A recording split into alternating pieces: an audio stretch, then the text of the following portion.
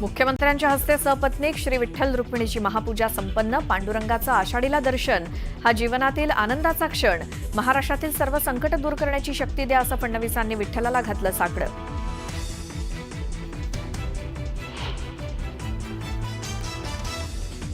नाशिकच्या जातेगावचं उगले दाम्पत्य ठरलं यंदाचे मानाचे वारकरी। कैलास आणि कल्पना उगलेंचा शासकीय महापूजेत सहभाग। 12 वर्षांपासून करतायत वारी।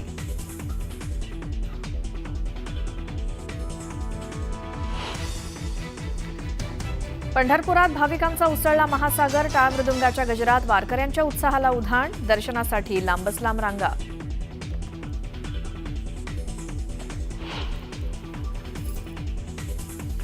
पंढरपूर कॉरिडॉर सर्वांना विश्वासात घेऊनच करणार, कुणाचेही नुकसान न करता पुनर्वसन करणार, मुख्यमंत्री फडणवीसांनी दिली ग्वाही।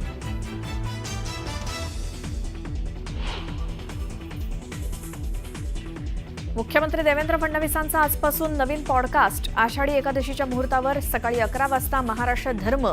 दर महिन्याला एका विषयावरती होणार पॉडकास्ट।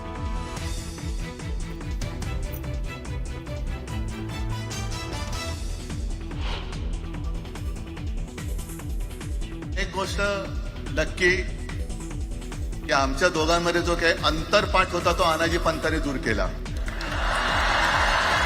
एकत्र आलोय एकत्र राहण्यासाठी। आमच्यातला अंतरपाठ अनाजी पंतांनी दूर केला। उद्धव ठाकरेंचा फडणवीसांना टोला।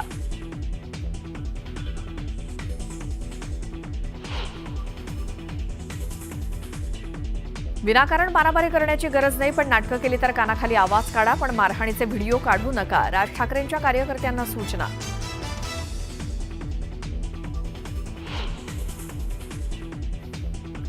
राज ठाकरेंनी त्यांच्या एकत्र येण्याचे श्रेय मला दिलं, त्यासाठी त्यांचे आभार। फडणवीसांचा टोला। तर मराठीचा हा विजयोत्सव नव्हता, रुदाली होती अशा शब्दात मेळाव्यावरती टीका।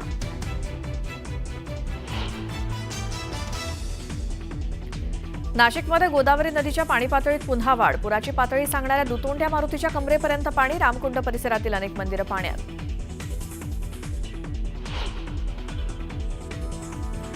अर्जेंटिनामध्ये ब्राझीलला पोहोचले पंतप्रधान मोदी। 17व्या ब्रिक्स शिखर संमेलनात होणार सहभागी।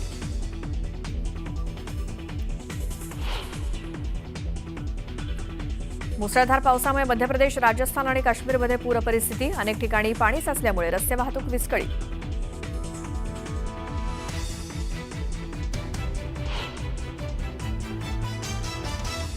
दुसऱ्या टेस्टमध्ये विजयासाठी भारत फक्त 7 विकेट्स दूर। भारताने दिलेल्या 608 धावांच्या आव्हानाचा पाठलाग करताना इंग्लंडच्या 3 बाद 72 धावा।